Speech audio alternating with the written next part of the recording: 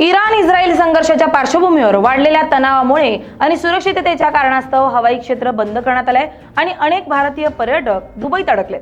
अनेक विमानांची उड्डाणं रद्द झाली आहेत आणि प्रवाशांची मोठी गैरसोय झाली आहे। कुणी कामानिमित्त, कुणी फिरण्यासाठी, कुणी पर्यटनासाठी बाहेर पडले आणि अचानक सुरू झालेल्या या भयंकर युद्धानं भारताचे नागरिक ठिकठिकाणी अडकलेत। दुबईत अडकलेल्या या पर्यटकांनी सरकारला आर्त हाक दिली आहे। आम्हाला लवकर मायदेशी घेऊन जा अशी मागणी पर्यटकांकडून करण्यात येते। पिंपरी चिंचवडमधील 40 ज्येष्ठ नागरिकांचा ग्रुप दुबईत अडकलाय। सांगवीतील गायकवाड कुटुंबातील 6 सदस्यांचा या समावेश आहे। दुबईत अचानकपणे युद्धजन्य परिस्थिती निर्माण झाल्यानं हा ग्रुप भारतात परतू शकला नाही। सध्या ते सुरक्षित स्थळी असले तरी दुबईवरील वाढते हल्ले पाहता या सर्वांचे नातेवाईक आता चिंतेत आहेत। भारत सरकारने विशेष विमानांची सोय करून अडकलेल्या भारतीयांची लवकरात लवकर सुटका करावी अशी मागणी या नातेवाईकांकडून करण्यात येते। 5 जण दुबईला फिरायला आलो होतो। आमची 2 तारखेची तिकीट होती, पण हे बॉम्बस्फोटच्यामुळे ते फ्लाईट रद्द केल्या त्यांनी। आमची तिकीट रद्द करण्यात आलेली आहे। आता आमची पुढची तिकीट केव्हा होईल हे आता आम्ही सांगू शकत नाही। तरी असं इथल्या लोकांचं म्हणणं आहे की 4 तारखेपर्यंत फ्लाईट उडू शकते। त्याचा कोणत्याही प्रकारचा धोका नाही, त्रास नाही, काहीच नाही आहे। एकदम सर्व सुरळीत चालू आहे। आम्ही आता दुबई मॉलला भेट देऊन आलो। दुबई मॉलला गेलो, बुर्ज खलिफाला गेलो, तिथं एक सामान्य विज्ञानचा शो आहे ते बघितला। एकदम सुरळीत चालू, काहीच प्रॉब्लेम नाहीचा। आता 2 तारखेची तिकीट आमची रद्द झाली आहे, तर पुढे पाहू कसं होते। पण खाण्यापिण्याची कोणत्याही प्रकारची कोणती अडचण नाही आहे। एकदम सुरळीत आणि व्यवस्थित चालू आहे। यवतमाळचे 5 जण दुबईत अडकलेत। वाशिम जिल्ह्यातील रिसोड येथील निर्बांध कुटुंबातील 4 जण दुबई येथे पर्यटनासाठी गेले असता तेथील युद्धजन्य परिस्थितीमुळे सध्या ते दुबईत अडकलेत। फिरण्यासाठी गेलेले जालन्यातील 5 जण दुबईत अडकलेत, तर दोघे अबुधाबीत अडकल्याची माहिती निवासी उपजिल्हाधिकारी शशिकांत हदगल यांनी दिली आहे। पिंपरी चिंचवडमधील 40 जण दुबईमध्ये अडकले असून गेले 3 दिवस ते एकाच रूममध्ये आहेत, तर सांगलीच्या कुपवाडमधील 30 पर्यटकांचा ग्रुपही दुबईत अडकलाय। वाशिमच्या रिसोडमधील 4 पर्यटक दुबईत अडकले असून आमच्या हॉटेल शेजारी मेट्रो स्टेशनवर स्फोट झालाय, त्यामुळे आमची चिंता वाढली आहे। आम्हाला लवकर मायदेशी घेऊन जा अशी आर्त हाक या पर्यटकांनी सरकारला। सध्या 6 वाजलेले आहेत आणि या ठिकाणी हॉटेलच्या समोरून हॅम्प्टन बाय हिल्टन या हॉटेलच्या समोरून मी बोलत आहे। Gomatesh tours and travels Kupwad यांच्यामार्फत पर्यटनासाठी दुबईला आलेलो आहोत आणि उद्या दिनांक 2 तारखेला आमचं चेकआउट हॉटेल म्हणून चेकआउट आहे। पण सध्या इथं सर्व काही फ्लाईट्स बंद झाल्यामुळं आमची परिस्थिती भयंकर बिकट झालेली आहे। कारण समोरसुद्धा आमच्या धमाके होत आहेत आणि सर्व काही भीतीचं वातावरण आमच्यात पसरलेलं आहे आणि त्यासाठी भारत सरकारनं याच्यामध्ये लक्ष घालून आमची इथून दुबईमधून इंडियासाठी सुटका करावी ही मी विनंती करत आहे। कोणत्या भागातील किती पर्यटक अडकलेत आता आपण पाहूयात ग्राफिक्सच्या माध्यमात। यवतमाळ जिल्ह्यातील 5 पर्यटक दुबईत अडकलेत, तर वाशिम जिल्ह्यातील निर्बांध कुटुंबातील 4 जण हे दुबईत अडकले आहेत। जालना जिल्ह्यातील 7 पर्यटक दुबईत अडकलेत, तर पिंपरी चिंचवडमधील 40 पर्यटक दुबईत अडकले आहेत। सांगलीच्या कुपवाडमधील 30 पर्यटक दुबईत अडकल्याची माहिती समोर आली आहे। तर या युद्धजन्य परिस्थितीवरून संजय राऊत यांनी मोदींना टोलेबाजी केली आहे।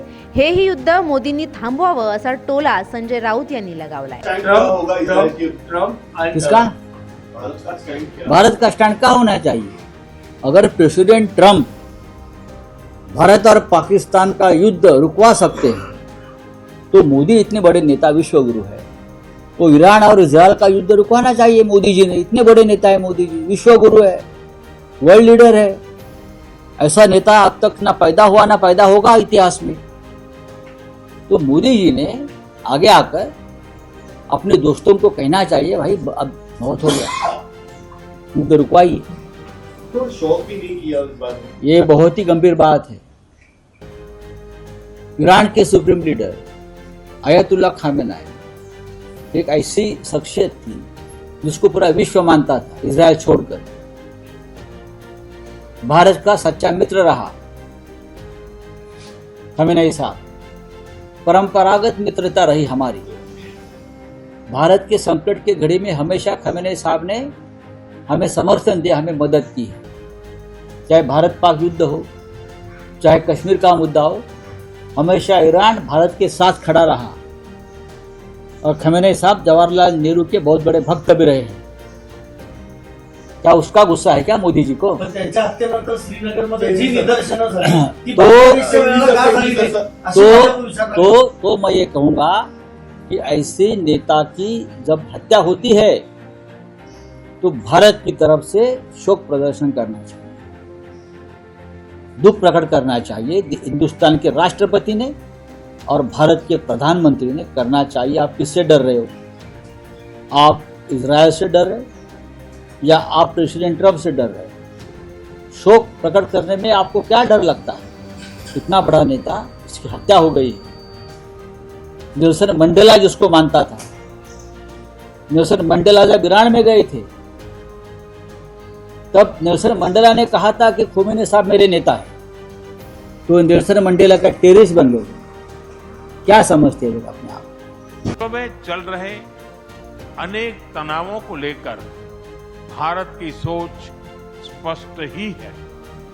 हमने सदैव शांति और स्थिरता बनाए रखने का आह्वान किया है और जब दो लोकतंत्र साथ खड़े होते हैं तो शांति की आवाज और भी सशक्त हो जाती है।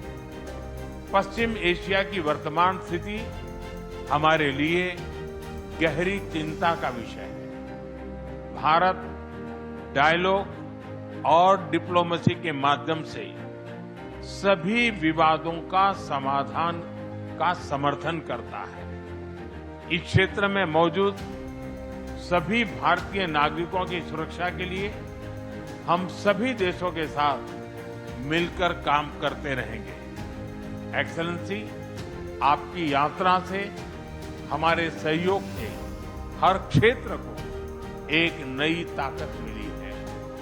भारत के प्रति आपकी गहरी प्रतिबद्धता और दूरदर्शिता के लिए मैं एक बार फिर आपका हार्दिक अभिनंदन करता हूं। बहुत बहुत धन्यवाद। हा झाला राजकारणाचा भाग। मात्र ज्यांचे नातेवाईक बाहेर अडकले त्यांच्या डोळ्यात सध्या पाणी तरळतंय। तिथे अडकलेल्यांची अवस्था काय होत असेल याचा विचार करायलाच नको। त्यामुळे सरकारनं हा मुद्दा गांभीर्यानं घेऊन अडकलेल्यांना बाहेर काढणं गरजेचं आहे। Bureau report LS Marathi.